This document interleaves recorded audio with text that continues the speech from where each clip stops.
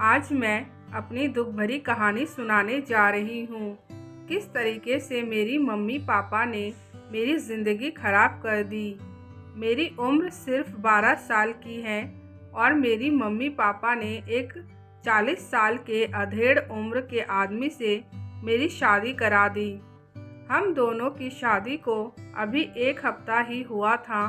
मेरा पति मुझे लेकर मनाली हनीमून मनाने जा रहा था। जब हम दोनों ट्रेन में बैठे हुए थे, ट्रेन के सारे लोग हम दोनों को घूर घूर कर देख रहे थे और मैं घूरने का कारण तो जानती ही थी। सबके दिमाग में यही चल रहा था कि इतनी छोटी सी बच्ची के साथ इतने बड़े उम्र का आदमी क्या कर रहा है, और वह भी इस लड़की की मांग में सिंदूर है। ट्रेन में बैठे हुए हमें लगभग 2 से 3 घंटे हो चुके थे।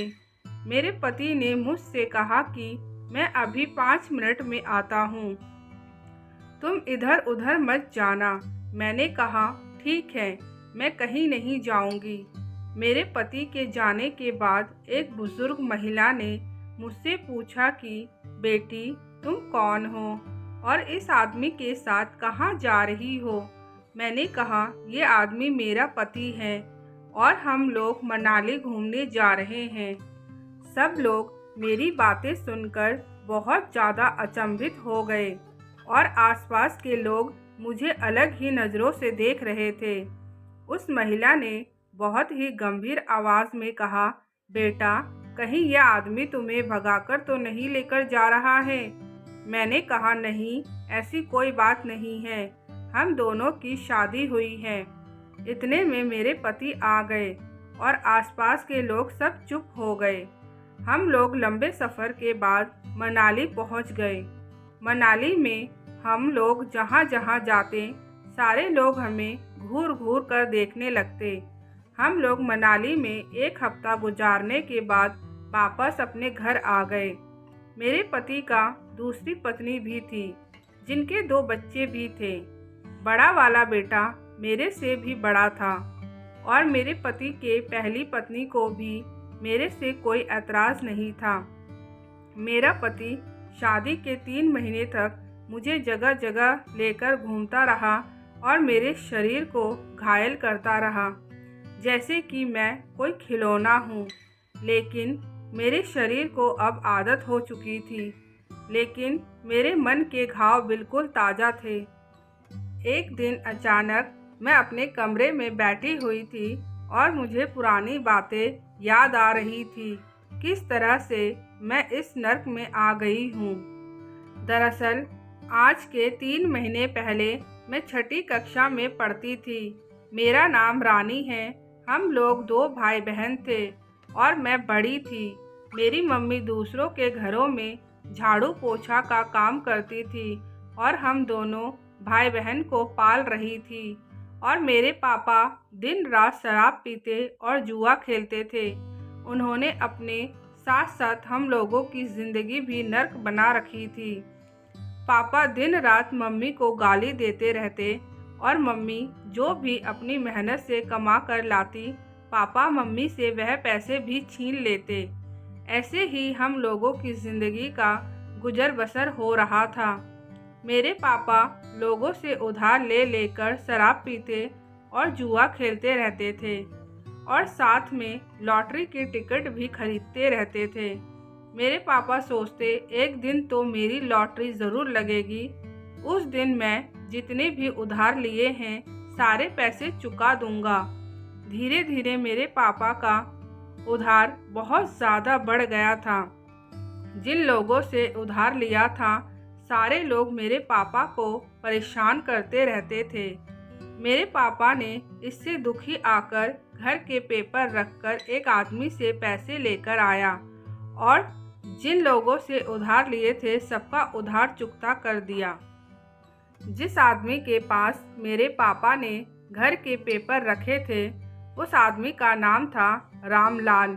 रामलाल की नज़र मेरी मम्मी के ऊपर थी, क्योंकि मेरी मम्मी बहुत ही खूबसूरत थी। रामलाल मेरे पापा को जानबूझकर शराब पीने के लिए और जुआ खेलने के लिए पैसे उधार देता ताकि उधार इतना बढ़ जाए कि मेरे पापा इस उधार को चुकता ना कर पाए। एक दिन रामलाल ने मेरे पापा को बुलाया और कहने लगा, देखो अब 4 लाख के आसपास का हो गया है। इससे ज़्यादा पैसे अब मैं तुम्हें नहीं दे सकता हूँ और मुझे 1 महीने के अंदर मेरे पैसे वापस चाहिए, नहीं तो अपना घर खाली कर देना। अगर तुमने ऐसा नहीं किया तो मेरे पास दूसरे रास्ते भी हैं घर खाली करवाने का। मेरे पापा बहुत ज़्यादा डर गए, सोचने लगे अगर घर खाली कर दिया तो हम लोग कहाँ रहेंगे। पापा फिर से रामलाल के पास गए और उनसे मिन्नतें करने लगे कि मुझे थोड़ा वक्त और दे दीजिए। फिर रामलाल ने मेरे पापा के सामने अपनी घिनौनी शर्त रखी कि मैं तुझे ऐसा रास्ता बताऊंगा जिससे तेरा उधार भी चुकता हो जाएगा और तुझे घर भी खाली नहीं करना पड़ेगा। मेरे पापा ने कहा, ऐसा कौन सा रास्ता है?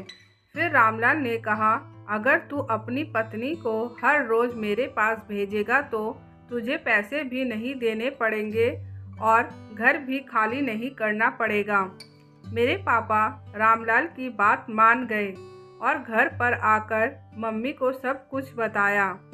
जैसे ही पापा ने मम्मी को रामलाल की शर्त बताई तो मम्मी हम लोगों को छोड़कर अपने मायके चली गई, क्योंकि मम्मी का मायका बहुत गरीब था। इसलिए मम्मी हम दोनों को लेकर नहीं गई, उनके सामने भी मजबूरी थी। रामलाल एक दिन हमारे घर पर आया, घर खाली करने की धमकी देकर गया। मम्मी घर छोड़कर चली गई और पापा को भी हम दोनों भाई बहन का कोई होशो हवास नहीं था। रामलाल ने फिर से मेरे पापा के सामने दूसरी घिनौनी शर्त रखी कि अगर तू अपनी बेटी की शादी मुझसे करवा देगा तो तुझे पैसे भी नहीं देना पड़ेगा और घर भी खाली नहीं करना पड़ेगा। मेरे पापा तुरंत रामलाल की शर्त मान गए और मेरी शादी करवा दी।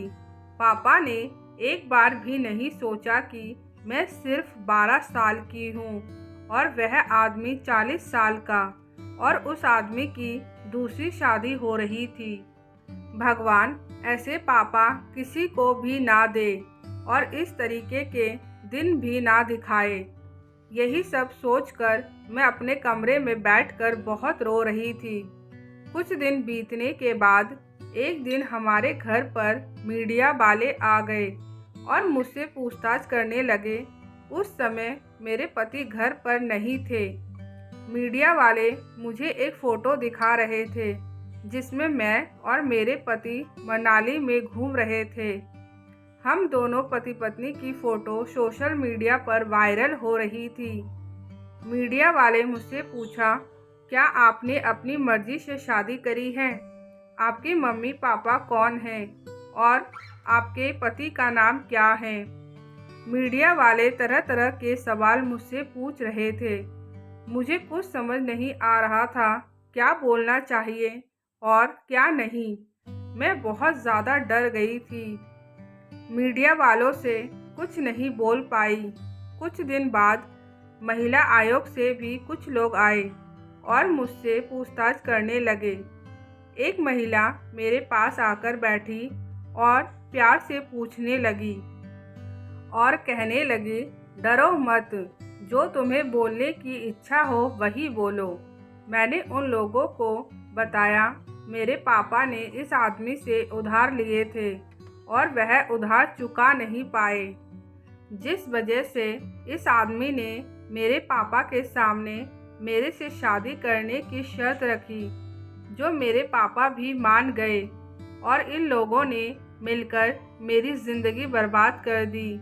मैंने उस महिला को बताया मुझे पढ़ने का बहुत शौक़ था, लेकिन अब सब खत्म हो चुका है। तो उस महिला ने मुझे विश्वास दिलाया कि हम लोग इस दलदल से तुम्हें निकाल लेंगे और किसी स्कूल में डाल देंगे जहां रहने और खाने पीने की भी सुविधा होगी। तुम्हें जितना पढ़ना है तुम पढ़ना। उस महिला ने जैसा बोला था वैसा ही हुआ। मुझे उस दलदल से निकाल लिया गया और एक स्कूल में डाल दिया गया जहां रहने और खाने पीने की सभी सुविधा थी। उस स्कूल में और भी बहुत चीज़ें सिखाई जाती थी। अब मेरी उम्र 25 साल की हो गई है और मैं पढ़ लिख कर एक नर्स बन गई हूँ। एक सरकारी हॉस्पिटल में नर्स का काम करती हूँ। मेरी कहानी सुनने के लिए आप लोगों का धन्यवाद।